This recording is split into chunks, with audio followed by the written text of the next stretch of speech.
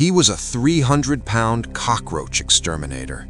He had a hole in his heart, a crippling stutter, and a mind shattered by years of physical abuse. Every morning he looked in the mirror and saw a loser. He saw a man who'd been beaten by his father, mocked by his peers, and discarded by society. He was the definition of a nobody. But today, that nobody is known as the toughest man on earth. He didn't just lose the weight, he obliterated his limits. We're talking about the only man in history to complete SEAL training, Army Ranger School, and Air Force Tactical Air Controller training. A man who broke the world record for pull-ups, 4,030 in 17 hours, with skin peeling off his palms and blood soaking through his bandages. How does a man go from the gutter of depression to the pinnacle of human endurance? How do you callous your mind so deeply that pain becomes your fuel? This isn't just a biography, this is a blueprint. If you are sitting there feeling stuck, feeling weak, or feeling like life has dealt you a bad hand, listen closely, because by the end of this, you won't have any excuses left. So let's begin. David Goggins didn't have a childhood, he had a war zone. Born in 1975 in New York, his father, Toughness Goggins, was a man of power and cruelty.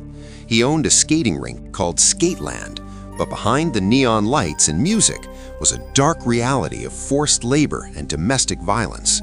Imagine being 6 years old. Instead of sleeping, you were working until midnight at a skating rink, cleaning floors, being treated like a slave by your own blood. When David or his mother stepped out of line, the belt followed. David remembers the sound of his mother being dragged across the floor by her hair. He remembers the silence of a house where terror was the only language spoken. This trauma manifested in a toxic stress that literally changed his brain chemistry. He developed a stutter. He began losing his hair in patches due to stress. He was socially promoted in school because he couldn't read. He was too busy trying to survive his father to learn his ABCs. When his mother finally escaped with him to Brazil, Indiana, the hell just changed its scenery. In a small town filled with racial tension, David was the target. KKK symbols on his notebooks, death threats, and a literal gun held to his head by a classmate. He wasn't just failing, he was drowning. By his early 20s, David had checked out. He was 297 pounds. His breakfast was a box of chocolate donuts in the milkshake. His job? Killing cockroaches for $1,000 a month. He was waiting to die. One night, Goggins saw a documentary on the Navy SEALs. He saw men going through Hell Week, shivering in the Pacific Ocean, covered in sand, being broken and rebuilt. Something clicked. He didn't see pain. He saw a way out. He saw a version of himself that didn't exist yet. But there was a problem. A big one. The recruiter told him he had to lose over 100 pounds in less than 3 months just to qualify. Most people would hear that and go back to their donuts. Goggins went to the accountability mirror. I shaved my head, looked at myself, and called myself a loser. Not to be mean, but to be honest. You can't fix what you won't acknowledge. He started his life of 100%. He would wake up at 4:30 a.m., go for a swim, spend 2 hours on a stationary bike, and run. He ate nothing but a small piece of chicken and some greens. This is where he discovered the 40% rule. Goggins realized that when your mind tells you that you're done, you're actually only at 40% of your capacity. The remaining 60% is locked behind a door labeled suffering. He kicked that door down. In 13 weeks, he lost 106 pounds. But the real test hadn't even started. Navy SEAL training is designed to have an 80% attrition rate. It is 24 weeks of pure physical and mental torture. Most people quit once. David Goggins had to do it 3 times.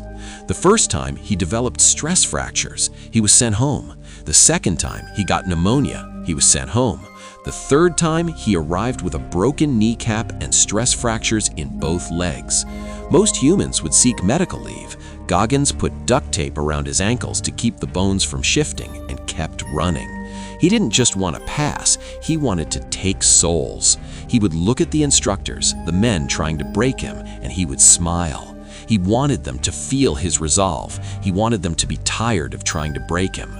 During Hell Week, you get about 4 hours of sleep in 6 days. You're constantly wet, cold, and sandy. Goggins learned that the only way to survive was to callous the mind. Just like your hands get tough when you lift weights, your mind gets tough when you expose it to hardship. He realized that if he could endure the cold water, he could endure anything life threw at him. He graduated. He became a SEAL, but he wasn't done. After several years in the military, a tragedy struck. Several of his fellow soldiers were killed in a helicopter crash in Afghanistan. Goggins wanted to raise money for their families, the Special Operations Warrior Foundation. He decided to enter the San Diego One Day, a 100-mile race. The catch? He hadn't run more than a few miles in over a year. He weighed 240 pounds, pure muscle now. He wasn't a runner.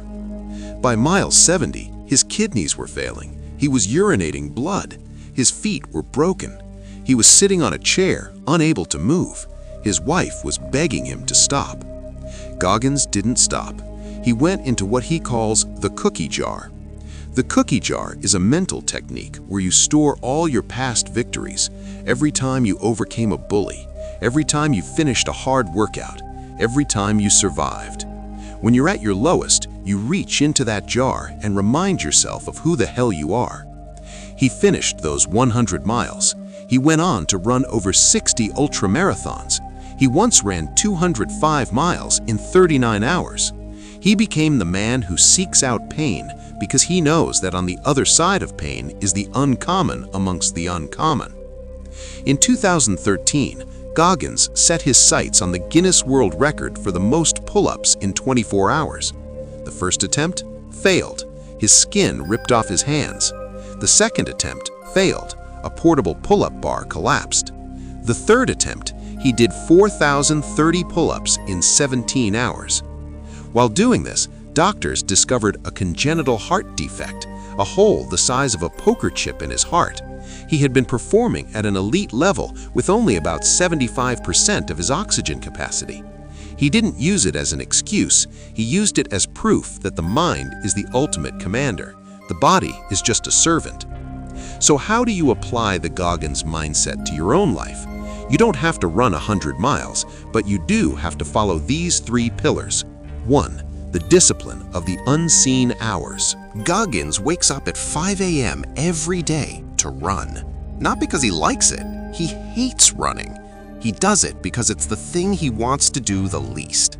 By doing the hard thing first, he wins the war against his own ego before most people have even turned off their alarm. The lesson? Discipline isn't about passion. It's about doing what needs to be done when you have zero motivation. 2. Seeking the sufferfest. Most people spend their lives trying to be comfortable. Goggins believes comfort is a slow death. He intentionally seeks out discomfort to keep his mind calloused. If you're afraid of public speaking, speak. If you're afraid of the cold, take a cold shower. Growth only happens in the stretch zone. 3. Owning your story. Goggins doesn't hide his past. He talks about being a fat, stuttering kid who failed tests. By owning his weaknesses, he took away their power to hurt him.